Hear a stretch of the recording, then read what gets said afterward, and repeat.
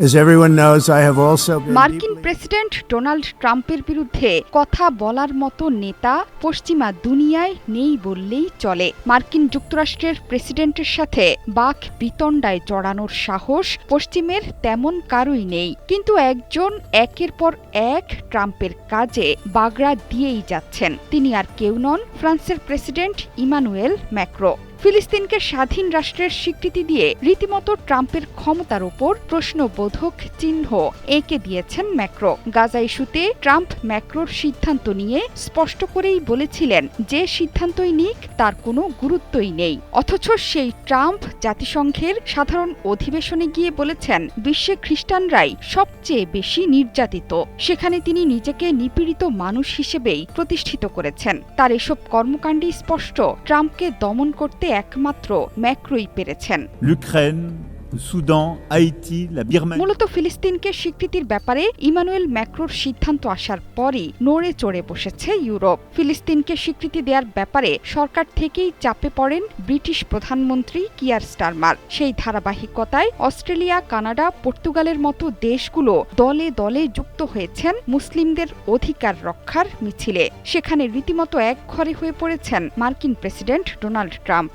ফিলিস্তিনকে অন্তত 6 দেশের স্বীকৃতি দেওয়ার ঘোষণার পর তিনি ফুলিয়ে ফাঁপিয়ে বলেই ফেলেছেন বিশ্বের সবচেয়ে নির্যাতিত খ্রিস্টানরা।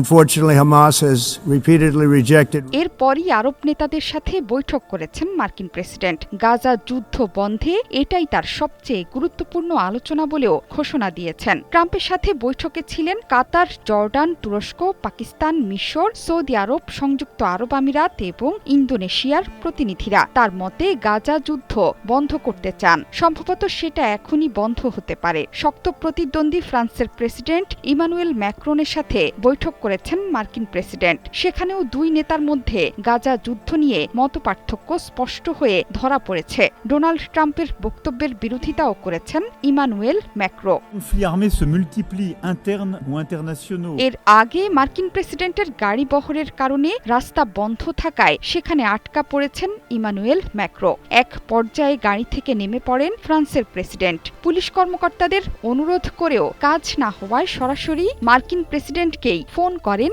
ফ্রান্সের প্রেসিডেন্ট। এরপরই সেখান দিয়ে হেঁটে যাওয়ার অনুমতি পান ফ্রান্সের প্রেসিডেন্ট। ঘটনাটি ঘটেছে সোমবার। ফ্রান্সের প্রেসিডেন্ট জাতিসংঘে এক অনুষ্ঠানে ফিলিস্তিনকে আনুষ্ঠানিকভাবে রাষ্ট্র হিসেবে স্বীকৃতি দেওয়ার পর। এরপর নিউ ইয়র্কের রাস্তায় আধা ঘন্টা হেঁটে যান ইমানুয়েল ম্যাক্রো। ইউক্রেন ইস্যুতেও ইমানুয়েল ম্যাক্রোর সাথে স্পষ্ট মতবিরোধে জড়িয়েছেন মার্কিন president. Don't have a huge appetite. Zohra Chowdhury সেতু, ৭১।